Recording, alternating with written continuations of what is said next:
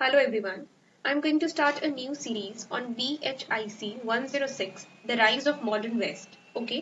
ये जो सब्जेक्ट है ये इग्नू का जो हिस्ट्री ऑनर्स का कोर्स है ये आपको ऑफर करता है. नाउ इस सब्जेक्ट में हम लोगों के पास टोटल 11 चैप्टर्स हैं. तो BHIC 106 की इस सीरीज में ये होने वाला है कि 11 चैप्टर्स के आपको समराइजेशंस मिलेंगे. मतलब कि हर एक वीडियो में जो कि चैप्टर वाइज होगा उसमें आपको पर्टिकुलर चैप्टर की समरी और उस चैप्टर के क्वेश्चन आंसर्स मिलेंगे.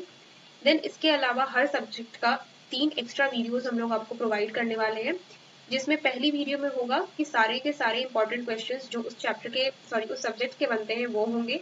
देन नेक्स्ट वीडियो में सारे के सारे इंपॉर्टेंट क्वेश्चंस होंगे जो कि चैप्टर वाइज होंगे. देन लास्टली 15 इंपॉर्टेंट क्वेश्चंस होंगे. Okay. So without any delay, let's start the first chapter, which is introducing early modern West. Okay, here is the content कि हम लोग इसमें क्या क्या पढ़ने वाले हैं. Let's start with the introduction. So introduction.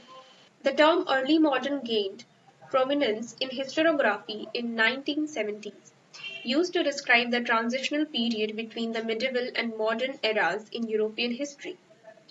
The term early modern gained prominence in historiography in 1970s. मतलब कि जो ये टर्म है early modern something, ये जो है ये हिस्टोग्राफी में 1970s के दौरान शुरू हुआ. मतलब कि 1970s के दौरान में जो हिस्टोग्राफर्स थे उन्होंने इस टर्म को यूज करना स्टार्ट किया और वो लोग इस चीज को डिस्क्राइब करते थे just to describe the transitional period between the medieval and modern eras in European history. मतलब कि मिडिवल और मॉडर्न एराज के बीच का जो टाइम है उसको हम लोग कहते हैं early modern period. Okay. Historians like Peter Burke and Natalie Zemon Davis popularized it. इन दोनों ने मिलकर इसको पॉपुलर बनाया. Particularly in studies of society, economy and culture, which extend beyond monarchical reign or national events. While Renaissance remains a topic of study, scholars criticize its elitist and artistic focus. Renaissance जो है वो topic हमेशा से रहा पढ़ाई का, लेकिन जो स्कॉलर्स हैं उन्होंने हमेशा उस रेनेसांस पीरियड के सबसे बेस्ट वर्क को क्रिटिसाइज किया है. The Reformation in contrast was a widespread European movement. और रिफॉर्मेशन जो था वो एक वाइड स्प्रेड यूरोपियन मूवमेंट था. ओके. मतलब कि रिफॉर्मेशन जो है वो यूरोप में एक बहुत बड़े पैमाने पर हुआ. इसको सेलिब्रेट किया लोगों ने. Modernity is seen as a long transition involving shifts from feudalism to capitalism. Modernity is seen as long transition involved shifts from feudalism to capitalism. Feudalism क्या होता है, तो ओवरव्यू के हिसाब से मैं आपको बताऊं तो फ्यूडलिज्म ये है कि एक हायरार्की होती थी. लाइक सबसे पहले किंग है, देन क्लर्गी है, देन उसके बाद नोबल्स हैं, उसके बाद फिर प्रेजेंट्स हैं. ओके. कहीं कहीं पे फॉर एग्जांपल अगर हम लोग medieval like king Henry the eighth के टाइम के बाद अगर हम लोग देखेंगे तो जो क्लर्जी है वो फ्रांस वगैरह में आपको सबसे अपर हैंड में मिलेगी, पर इंग्लैंड के एरिया में वो आपको सेकंड हैंड पे मिलेगी. मतलब पहले किंग है, then clergy, then noble, then peasantry. Okay. So यही फ्यूडलिज्म का सिस्टम था. इस तरह से लोगों का स्टेटस डिफाइन होता था. नाउ कैपिटलिज्म आजकल का जो जमाना है, जिसके पास जितने पैसे हैं वो उतने पैसे यूज कर सकता है. देयर इज नो रोक टोक, ऐसा वाला. Decentralized to centralized polities and elite dominated polities to ideas of freedom, equality and public participation despite providing coherence, the term early modern still presents challenges in periodization. Okay. So basically यहाँ पे ये बताने की कोशिश की जा रही है कि जो मॉडर्न अर्ली मॉडर्न है ये जो पीरियड है ये किसको डिफाइन करता है, किस स्टेज को दिखाता है. तो सिंपल सी बात है, ये उस स्टेज को दिखाता है जहाँ पे मिडिवल टाइम खत्म हो रहा था और मॉडर्न एरा शुरू हो रहा था. उसके बीच के टाइम को हम लोग अर्ली मॉडर्न एरा कहते हैं. अब इस टाइम में क्या क्या हुआ, कैसे लोगों की मेंटालिटी थी, ये हम लोग धीरे धीरे पढ़ेंगे. इस बीच बहुत कुछ चेंज हुआ. हम लोग देख रहे हैं फ्यूडलिज्म से हम लोग कैपिटलिज्म में आ गए, सेक्युलरिज्म आया, ईटीसी बहुत सारी चीजें हुई. अब हम लोग नेक्स्ट देखते हैं, which is problems of defining early modern West. क्या क्या परेशानियां हैं अर्ली मॉडर्न वेस्ट को डिफाइन करने में.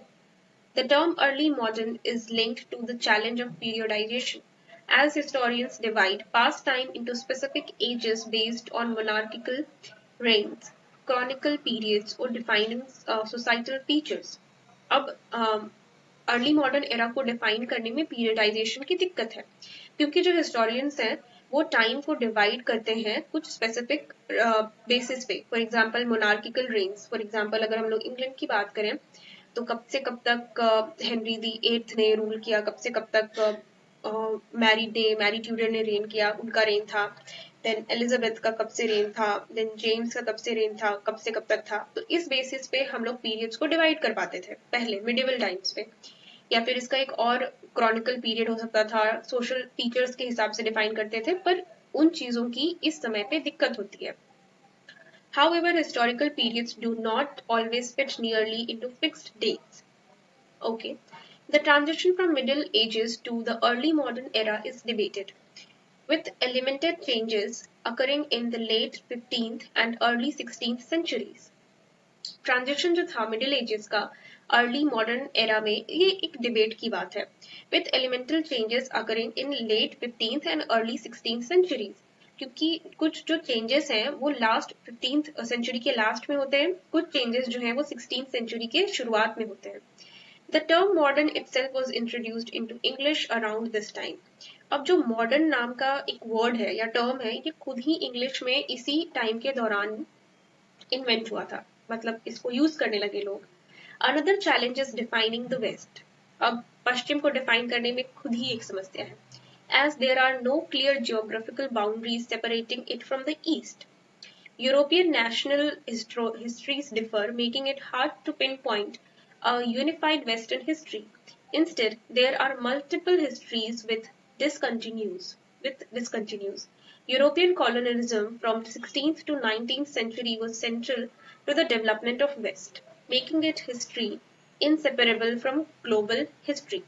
अब सिंपल सी बात है, वेस्ट का जो सोसाइटी है या फिर वेस्ट का अगर हम लोग जो यूरोपियन कॉन्टिनेंट है उसको इमेजिन कर पा रहे हैं, तो वो कुछ ऐसा दिखता है कि वो ईस्ट से सेपरेटेड नहीं है। ठीक है, ईस्ट से सेपरेटेड ना होने की वजह से उसकी कोई अपनी बाउंड्री नहीं है। अब अगर कोई बाउंड्री नहीं है तो उसको बाउंड्रीज के हिसाब पे तो एटलीस्ट डिवाइड नहीं किया जा सकता है। सेकेंड बात यह है कि अब जो यूरोप है वो खुद में ही छोटे छोटे पार्ट्स में बिखरा हुआ है। अब बिखरा हुआ तो बहुत है, पर इसको अगर हम लोग समझने की कोशिश करें तो ऐसे समझ सकते हैं कि स्पेन, फ्रांस, इंग्लैंड, रशिया और जर्मनी, जो उस टाइम पे रशिया हुआ करता था, ये खुद में ही स्कैटर्ड है, बिखरा हुआ है। अब इनका भी अपना अपना हिस्ट्री है, अपनी अपनी चीजें चल रही हैं, तो हम लोग इस वजह से हम लोग बहुत सारे प्रॉब्लम्स फेस करते हैं अर्ली मॉडर्न वेस्ट को डिफाइन करने में। Okay, next is the defining feature of early modern west. अब हम लोग देखेंगे कि वो क्या डिफाइनिंग पॉइंट है जो अर्ली मॉडर्न वेस्ट को डिफाइन करता है। The early modern period saw a revival of interest in ancient Greek and Roman scholarship and a shift towards observation-based knowledge, leading to the Renaissance and the rise of liberal humanism. Early modern period जो है उसने ये सब experience किया है खुद में कि उसका जो इंटरेस्ट था वो एंशियंट ग्रीक और रोमन स्कॉलरशिप की तरफ था। ओके, और इनका जो ऑब्जर्वेशन था based on knowledge leading to Renaissance. Simply जो अर्ली मॉडर्न वेस्ट है उनका उन उन जो समाज बना रहे थे उन लोगों का जो झुकाव था वो एंशियंट ग्रीक, रोमन्स और उनकी खुद की जो कुछ नॉलेजेस थी, रेनेसांस की वजह से जो लोगों के आसपास जो जागरूकता फैली, और लिबरल ह्यूमनिज्म की हर जिंदगी मैटर करती है। मतलब एक समय ऐसा था जब सिर्फ और सिर्फ अमीरों को जीने का हक था, तो ये लिबरल ह्यूमनिज्म की सबको जीने दो कम से कम, ये सारी चीजों को लेकर के अर्ली मॉडर्न पीरियड का डेफिनेशन स्टार्ट होता है। This ideology positioned European white men as creator of history and empires while excluding women and non-Europeans. अब इस आइडिया की वजह से जो यूरोपियन व्हाइट पीपल हैं वो क्या करते हैं कि खुद को क्रिएटर मानते हैं हिस्ट्री का, जहाँ पे वो औरतों को और नॉन यूरोपियंस को एक्सक्लूड कर देते हैं। Okay, scientific advancements emerged such as Copernicus heliocentric model and spread of ideas was accelerated by Gutenberg's printing press. This is very important, Gutenberg printing press, क्योंकि इसने बहुत कुछ बदल के रख दिया। इसके बारे में हम लोग आगे पढ़ेंगे। अगर आप लोगों को थोड़ा बहुत भी 8th या 9th का हिस्ट्री याद होगा तो आपको ये चीज बहुत जरूर याद होगी। इस चीज की वजह से बहुत सारे लोगों ने अपनी स्टोरीज लिखी हैं। इस पीरियड के दौरान बहुत सारे साइंटिफिक एडवांसमेंट्स हो रहे हैं, कॉपरनिकस बन रहा है, हम लोगों को प्रिंटिंग प्रेसेस देखने को मिल रहे हैं। ओके, नाउ प्रिंटिंग प्रेस का एज आई एक्सप्लेन्ड बहुत गहरा छाप है, मतलब इसकी वजह से बहुत कुछ चेंज हुआ। Now economic changes weaken feudalism, replacing land based service with rent payments. अब जो इकोनॉमिक चेंजेस है उसकी वजह से फ्यूडलिज्म जो है उसको हटाया गया लैंड बेस्ड सर्विसेज से, जहां पे चीजें रेंट पे अवेलेबल थी। In religion the Catholic church faced challenges leading to Protestantism. Meanwhile, European exploration expanded with Columbus Vegas initiating the colonization of the Americas. अब इस अर्ली मॉडर्न वेस्ट में क्या क्या हो रहा था, तो सबसे पहले तो लोगों की सोच बदल रही थी, फ्यूडलिज्म खत्म हो रहा था, लोग दूसरे ढंग से सोचने लगे थे। इसके अलावा कुछ साइंटिफिक एडवांसमेंट्स भी हो रही थी, लोग साइंटिफिक रिसर्च कर रहे थे, उन पे काम कर रहे थे, साइंस पे बिलीव कर रहे थे, प्रिंटिंग प्रेस बन गया। और इसके अलावा लोग फ्यूडलिज्म में कम और रेंटिंग सिस्टम्स पे ज्यादा आ गए। कैथोलिज्म जो था, मतलब कि कैथोलिज्म और प्रोटेस्टेंटिज्म में ज्यादा डिफरेंस नहीं है, दोनों क्रिश्चियंस ही होते हैं, पर उनका एक बेसिक डिफरेंस मैं आपको अगर बताना चाहूँ तो ये है कि जो कैथोलिक्स होते हैं वो पोप्स पे बिलीव करते हैं, और जो प्रोटेस्टेंट्स होते हैं वो पोप्स को अपनी अथॉरिटी नहीं मानते हैं, वो लोग जीसस को अपनी अथॉरिटी मानते हैं। This is the basic difference. Okay, so इस वजह से उन लोगों में क्लैशेस हो रहे थे। नाउ यूरोपियन एक्सप्लोरेशन हो रहा था, जिसमें जो कोलंबस का जो वॉयज था उसकी वजह से अमेरिका का कॉलोनाइजेशन होने लगा। अमेरिका में जो रिसोर्सेज थे उनका एक्सप्लोटेशन होने लग गया, बहुत सारी चीजें बदलने लगी। Lack of single power centre, west में सिंगल पावर सेंटर के लैकिंग बहुत ज्यादा थी। The history of West, both in the early modern period and beyond, was marked by absence of a single dominant power. Instead, multiple political entities, city-states, regional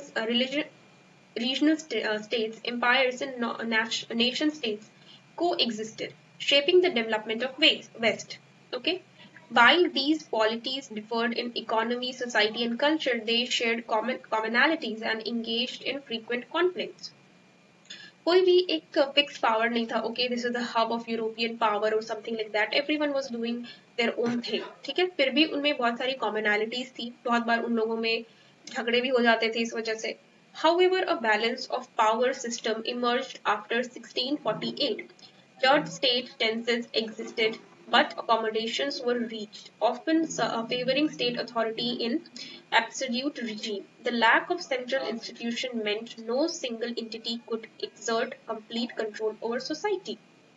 अगर कोई एक central authority किसी चीज पे काम करने के लिए नहीं होती है, तो होता ये है कि हर चीज पे कंट्रोल कर पाना बहुत मुश्किल हो जाता है। ओके, अब हम लोग नेक्स्ट देखते हैं। Next is strong tradition of civil society. The early modern West inherited a strong tradition of civil society from the Middle Ages. मतलब मिडिल एजेस के लोग जिन चीजों को प्रैक्टिस कर रहे थे उन चीजों को अर्ली मॉडर्न वेस्ट वालों ने भी इनहेरिट किया, वो लोग उन पे बिलीव करते थे। Now limiting absolute monarchs power, जिसकी वजह से मोनार्क मतलब जो किंग थे उनके पावर को लिमिट होना पड़ा। Feudalism's decentralization structure allowed local power to secure rights and resist centralization.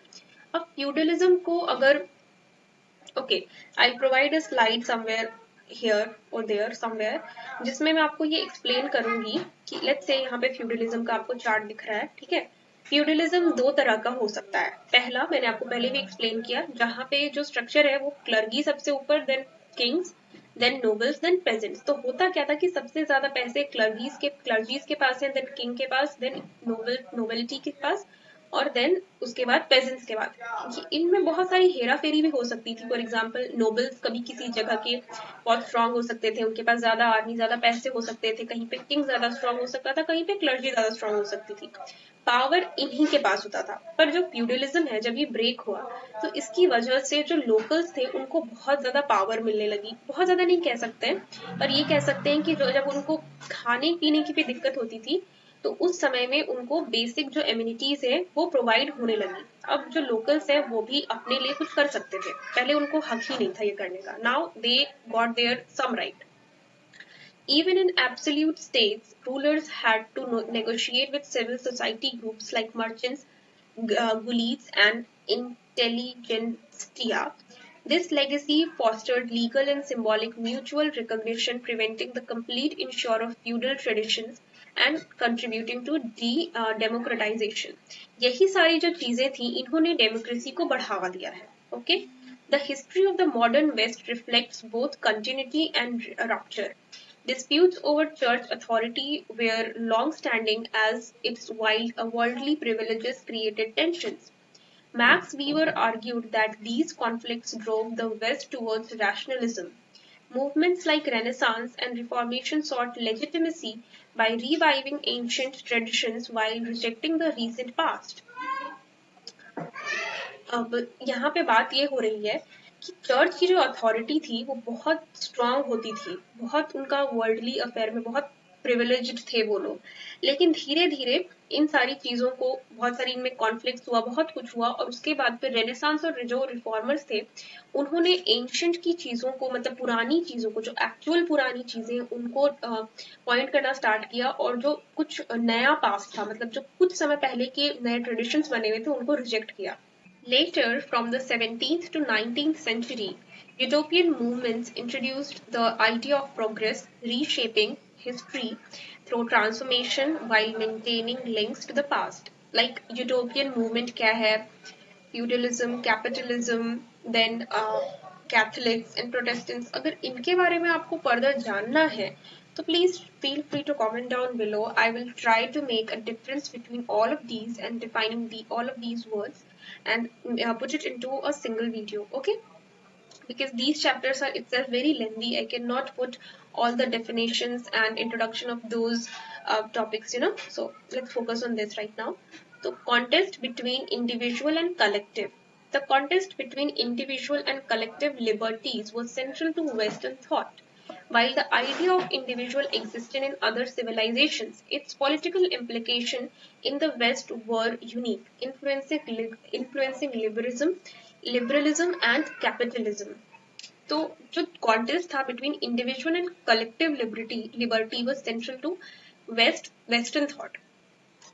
While the idea of individual existed in other civilizations, जो पश्चिमी विचारधारा थी वो इंडिविजुअल और एक के बारे में और समाज दोनों के बारे में सोच रही थी। अब जो किसी एक सिंगल इंडिविजुअल का जो आइडिया है वो दूसरे सिविलाइजेशंस में तो था पर वेस्ट में नहीं था। Its political implications in the West were unique, influencing liberalism and capitalism. इसकी वजह से जो लिबरलिज्म है और कैपिटलिज्म है उनको इन्फ्लुएंस मिला। Max Weber linked this to Protestant Reformation, particularly Calvin concept of the calling, which framed worldly duties as religious obligations. Okay, this is just a statement. While Luther's teachings opposed capitalism, Calvinist and Puritan traditions unintentionally fostered the capitalist spirit. ये बस ये कहना चाह रहा है ना कि कैल्विन्स का जो कॉन्सेप्ट है वो वर्ल्डली ड्यूटीज को रिलीजियस ऑब्लिगेशंस मानता है। फॉर एग्जाम्पल अगर कोई भी काम अगर आप अपने गेन के लिए कर रहे हो तो वो उसको गलत मानता है, ठीक है। लूथर जो है वो कैपिटलिज्म को अपोज कर रहा है, वहीं पे कैल्विनिस्ट और पुरिटन्स जो है वो कह रहे हैं कि कोई बुराई नहीं है कैपिटलिज्म स्पिरिट में, सबका अलग अलग विचार है यहाँ। Groups like the Huguenots, Calvinists, Puritans, and Presbyterians emphasized disciplined work and personal responsibilities, which contributed to the development of capitalism even though their teachings were not aimed at economic change. ये सब जो था, ये जो सब लोग हैं, ये सारे रिलीजियस चीजों के साथ डील कर रहे हैं, फिर भी इनका जो इकोनॉमिक पर्सपेक्टिव की तरह इनकी जो टीचिंग्स हैं, उन्होंने इकोनॉमिक चेंजेस में बहुत मतलब हाथ दिया, लाइक उनका बहुत बड़ा हाथ था उनके चेंजेस में, जबकि उनका ये मुद्दा नहीं था। वो लोग रिलीजियस एस्पेक्ट से काम कर रहे थे, फिर भी इकोनॉमी पे उनकी वजह से फर्क पड़ा। Cultivation of a global orientation and the age of geographical exploration. The early modern West saw a growing cosmopolitan outlook with an increasing awareness of the world as a political and cultural entity. While intersections with others were often marked by dominance and colonization, Western elites also engaged in cultural borrowing and exchange. European expansion, particularly the discovery of America, reshaped global perceptions, reducing Europe's centrality and expanding the concept of West.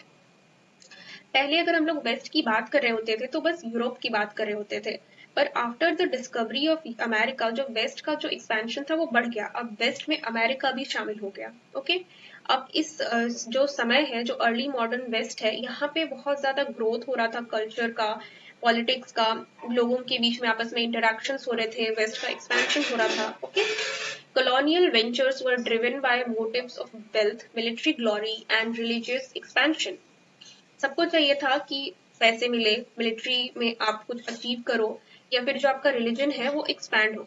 Technological advancement including improved cartography, the caravel influenced by Arab designs, the magnetic compasses from China, and the astrolabe from Greece enabled European explorations. The age of exploration reflected the deep connection between religious and the worldly ambitions encapsulated in the phrase God, glory and gold.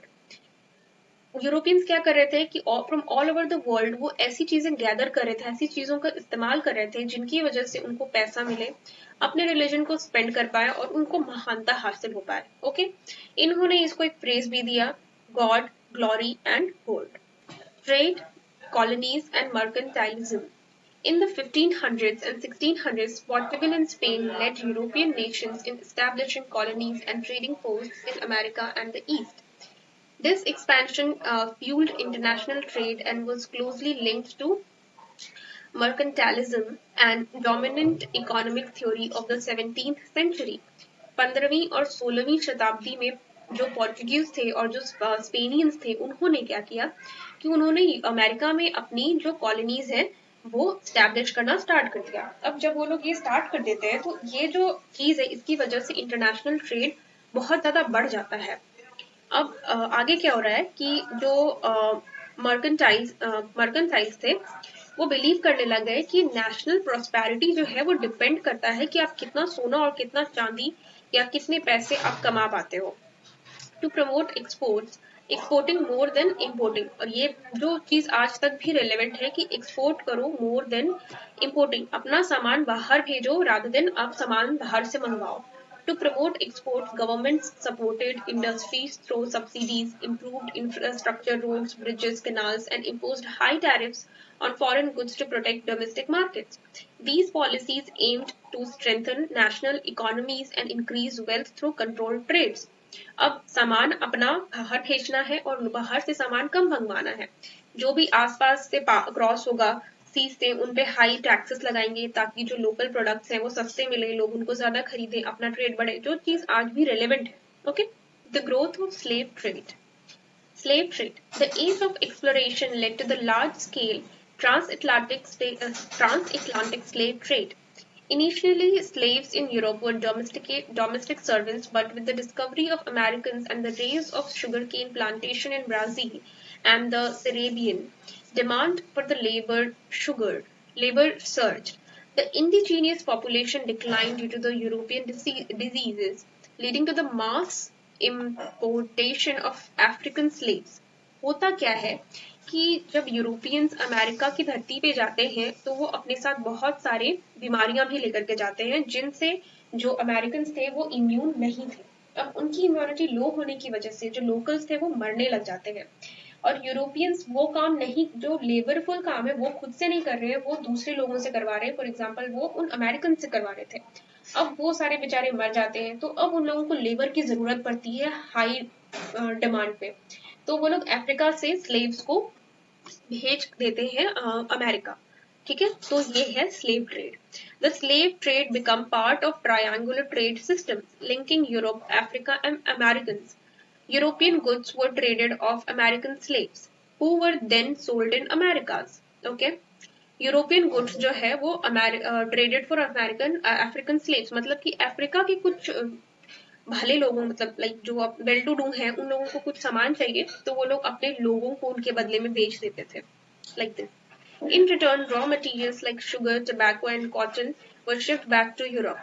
The trade expanded rapidly, with around 100 million Africans transported to the America between the 16th and 19th centuries. Slavery was widely accepted until the workers began opposing it. तो मतलब 16वीं से 19वीं शताब्दी के बीच में, just imagine the number, 10 million people, African people were transported to America just for slavery. Okay, और ये जो है तब तक एक्सेप्टेड था जब तक कि क्वाकर्स लोगों ने इसको अपोज करना स्टार्ट नहीं किया।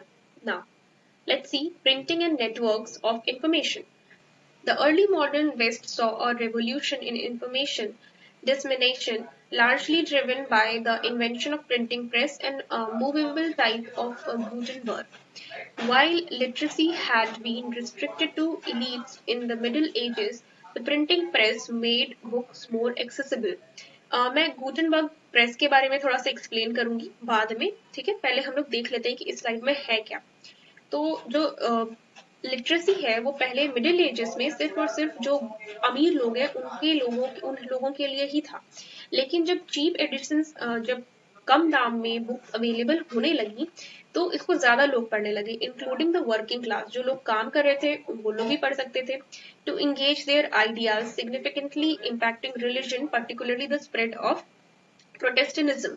अब कैथोलिक जो थे वो ही क्रिश्चियंस में अपना एक स्वाधिकार बना करके थे, उसके अलावा जो प्रोटेस्टेंट्स है वो अभी तक मतलब उनका कोई अस्तित्व नहीं था। लेकिन जब प्रिंटिंग प्रेस आता है, लोग एक दूसरे से अपने विचार शेयर करवाते हैं, तो धीरे धीरे जो ये कुछ प्रोटेस्टेंट्स थे उनका जो विचारधारा है वो फैलने लग जाता है। Now printing introduced standardise typefaces, reducing errors and making reading easier. It also transforms the concept of author book and work, fostering reading communities and libraries. I think it's fine, it's okay. The slide is very simple. Let me explain a bit about Gutenberg's printing press. Okay, so Gutenberg. So what was Gutenberg's printing press or something like that? यहाँ कहीं पे आपको उस printing machine की photo दिख रही होगी। तो सिंपली जर्मनी में गुटेनबर्ग का नाम का एक आदमी एक इन्वेंशन करता है जो कि सिंपली एक प्रिंटिंग मशीन बनाता है जो कि मूवेबल थी, और ये बहुत सारे डिस्कवरीज का मिश्रण था कह सकते हैं। इसमें जो नॉर्मल वाटर बेस्ड इंक होता है उसके बजाय हम लोग ऑयल बेस्ड इंक का यूज करने लग जाते हैं, जिसकी वजह से होता क्या है कि प्रिंटिंग जो है वो ज्यादा रिलायबल हो जाती है। पानी पड़ेगा तो वो मिटेगा नहीं, इधर उधर वो मशीन जा सकती है, मतलब ट्रांसपोर्टेशन इजी है वगैरह वगैरह, उसके बहुत सारे फायदे थे। Okay, literacy levels varied by region, gender and occupation, with North and Northwest Europe having the highest rates. Additionally, Western Europe developed an interconnected communication system aided by trade routes, universities, translation efforts, and advancements in map making and paper production. This network environment helps तो simple सी बात है, जो literacy का rate है वो different different जगहों पे gender के हिसाब से, ऑक्यूपेशन के हिसाब से डिफर कर रहा था। जहाँ पे हम लोग देख सकते हैं कि जो नॉर्थ और नॉर्थ वेस्ट यूरोप है वहाँ पे लिटरेसी रेट बहुत ज्यादा होता था, और जो वेस्टर्न यूरोप है वहाँ पे इंटरकनेक्टेड सिस्टम बहुत ज्यादा है। वहाँ पे ट्रेड रूट्स की वजह से, यूनिवर्सिटीज की वजह से, मैप मेकिंग की वजह से लोग आपस में कम्युनिकेशन अच्छे से कर पा रहे हैं। यहाँ पे हम लोगों को इस समय पे सिजल्स का भी यूज होता हुआ दिख रहा है। ओके, सिजल्स का यूज हम लोग पहले से भी कर रहे थे, but after these kind of inventions and modernity इनका यूज होने लगा ज्यादा। The social structure in early modern West. Early modern Western society was structured around three major social order: the clergy, nobility, and the peasantry, artisans, कि मैंने आपको explain किया हुआ है। However, significant variations existed within these groups based on wealth and power. Nobility ranged from kings with vast estates to minor nobles with limited land. Merchants, traders, and manufacturers grew in prominence, sometimes surpassing nobles in wealth. Same चीज जो मैंने आपको पहले explain की हुई है कि भले ही एक तरह से कह सकते हो कि शक्ति है कि क्लर्जी जो लोग हैं उनको बहुत जब जो प्रीस्ट है उनको इज्जत मिलेगी। ओके, किंग जो है वो तो वही राजा है। नोबल्स के कौन है? तो नोबल्स वो हैं जिनके पास जमीनें हैं, मिलिट्री है, वगैरह वगैरह। लेकिन अलग अलग जगहों पे अलग अलग चीजें हो सकती हैं, अलग समय पे अलग चीज हो सकती है। जैसे कि कहीं पे नोबल्स जो है उनके पास बहुत पैसे हो गए, उनके पास मिलिट्री बहुत अच्छी है, तो वो किंग को इन्फ्लुएंस कर रहे हैं कि तुम ये काम करके दो मुझे, मुझसे पूछे बिना तुम ये काम नहीं कर सकते हो। मतलब कि राजा भले किसी जगह का राजा है, पर उसका जो सारा काम है वो किसी किन्हीं नोबल्स के हिसाब से हो रहा है, क्योंकि वो उससे ज्यादा पावरफुल है। वही सेम चीज ये भी है कि जो पेजेंट्री वाले एरिया में जो कुछ ट्रेडर्स है, मर्चेंट्स हैं, वो ज्यादा पैसे वाले हो गए, तो वो नोबल्स, किंग्स तो I can not say, but ठीक है, नोबल्स से ज्यादा उनकी पावर हो गई। Okay, so these are the social structures.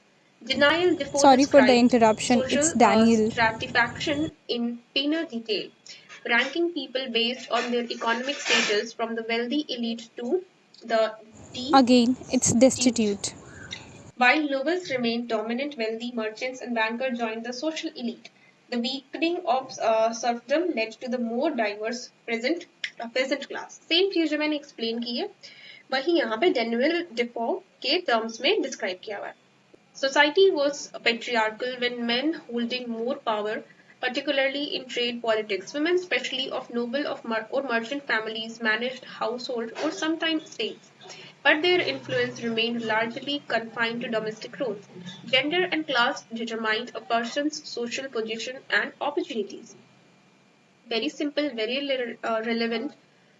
तो होता क्या है कि जो पेट्रियार्कल सोसाइटी थी, आदमियों को औरतों से ज्यादा अहमियत मिल रही थी। देन जो आदमी थे वो ही अपने सारे पैसों को, सारे स्टेट्स को मैनेज कर रहे थे, पर कुछ इंस्टेंसेस में हम लोगों को औरतें भी ये सारी चीजें करते हुए दिखती हैं। ओके, सो जेंडर और क्लास के हिसाब से एक आदमी की अपॉर्चुनिटी डिसाइड की जाती है कि उसको कितना अपॉर्चुनिटी मिलेगा। Now, commercial revolution and its consequences. The commercial revolution of the late Middle Ages led to urban expansion, increased trade and financial innovation. Commercial revolution की वजह से लेट मिडिल एजेस में क्या होता है, अर्बन एक्सपेंशन हो जाता है। अर्बन एक्सपेंशन मतलब कि शहरी क्षेत्रों का शहरी क्षेत्र बढ़ जाते हैं और जो ट्रेड है वो भी बढ़ जाता है, फाइनेंसेस भी बढ़ते हैं। By 1500 western Europe urbanization rate had risen significantly with peaks in the Netherlands and Belgium. Belgium और नीदरलैंड्स में जो है सबसे ज्यादा शहरीकरण होता है, बहुत ज्यादा शहर उभर के आते हैं। This revolution differed from later financial transformations in the Low Countries and England, but introduced key practices such as exchange banks, joint stock companies, marine insurance, and double entry bookkeeping. बहुत तरह की चीजें इन समय में स्टार्ट होती है, जैसे कि जॉइंट स्टॉक कंपनी, मिलकर के बिजनेस हुआ। फिर अगर कोई नेवी का, किसी का मराइन इंडस्ट्री है, कुछ शिप्स हैं आपके पास, तो इंश्योरेंस भी होता है उस चीज का।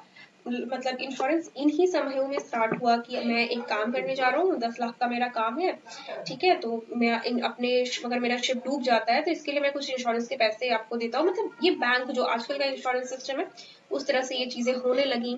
ठीक है, a major invention was the bill of exchange, first developed in northern Italy, which enabled cashless international transaction and reduced trade risks. Very nice. Merchants pooled capital, shared risks, and created new financial instruments facilitating long distance commerce and strengthening both their wealth and political influence. होता क्या है कि bill exchange बन जाता है जो सबसे पहले नॉर्दर्न इटली में बनता है। इसके वजह से जो ट्रेड में, जो कि बिजनेस में जो रिस्क है वो कम हो जाता है और चीजें कैशलेस हो जाती है, मतलब हम लोग चेक्स पे काम कर रहे हैं। मर्चेंट्स जो है वो अपने कैपिटल्स को, अपने रिस्क को शेयर कर सकते हैं और डिफरेंट फाइनेंशियल इंस्ट्रूमेंट्स यहाँ पे बन के आते हैं। ओके, लास्ट है social institutions and universities. Institutional change played a crucial role in early modern Europe's transformation, particularly through the rise of universities and legal institutions. इस समय पे बहुत सारे यूनिवर्सिटीज, बहुत सारे लीगल इंस्टीट्यूशंस लाइक कोर्ट वगैरह बन रहे थे, उदय हो रहा था उनका। Now the first university was established in Bologna in the 11th century, followed by many more over the next 4 centuries. These institutions likely contributed to economic and intellectual development, though their direct impact is debated. Now, मतलब कि बहुत सारी universities बनी। सबसे पहली जो university थी वो 11th सेंचुरी में बनी, जो कि थी बोलोग्ना में। इसके अलावा आने वाली 4 सदियों में बहुत सारे और भी यूनिवर्सिटीज बनी। अब उनका क्या इम्पैक्ट था, उन पे लोगों के अलग अलग मत हैं। Early universities were influenced by medieval Islamic learning but gradually acquired corporate privileges and legal status. Initially, a university's degree did not guarantee professional practice but later became marker of elite professionals in law, theology, government, and medicine. However, universities did not yet offer education in practical fields like architecture or shipbuilding, agriculture और military technologies. Universities चल रही थी, पर जो practical field था, architecture, ship building, agriculture, military, इन सब में अभी भी जो यूनिवर्सिटीज थी उन्होंने टीचिंग स्टार्ट नहीं की थी। Okay, the summary of the chapter is ended here. यहाँ पे जो समराइजेशन है चैप्टर का वो खत्म होता है। यहाँ पे आप लोगों को और कुछ एक्सप्लेन करने की जरूरत नहीं है, हम लोग सारी समरी देख चुके हैं। अब यहाँ से क्या होता है कि यहाँ से आपको क्वेश्चन आंसर्स देखने को मिलते हैं। मैं पूरा क्वेश्चन आंसर्स आपको वीडियो में भी प्रेजेंट करवा दूंगी, कोई दिक्कत नहीं है। पर आप ये भी कर सकते हैं कि मैं नीचे डिस्क्रिप्शन में लिंक प्रोवाइड कर दूंगी, आप जा करके इस पर्टिकुलर वीडियो की पीडीएफ को भी देख सकते हैं। वहां से आपको सारे क्वेश्चन आंसर्स के जो पीडीएफ फॉर्मेट है वो भी मिल जाएगा। इसके अलावा जैसे जैसे वीडियोस अपलोड होंगे आपको उन सारी वीडियोस के लिंक भी हर एक वीडियो के डिस्क्रिप्शन में प्रोवाइड कर दिए जाएंगे। Apart from these explanations and important questions and answers, अगर आपको किसी पर्टिकुलर सब्जेक्ट या फिर किसी पर्टिकुलर सब्जेक्ट का जो कि आर्ट्स रिलेटेड है, तो मैं ट्राई करूंगी कि उनका भी एक एक्सप्लेनेटरी वीडियो बनाऊं, उनके भी क्वेश्चन आंसर्स प्रोवाइड करूं एंड इम्पोर्टेंट क्वेश्चंस प्रोवाइड करूं. So feel free to comment down below if you want any type of important questions or something like that. And all the best for all of your examinations, and thank you so much for watching this video. Bye bye.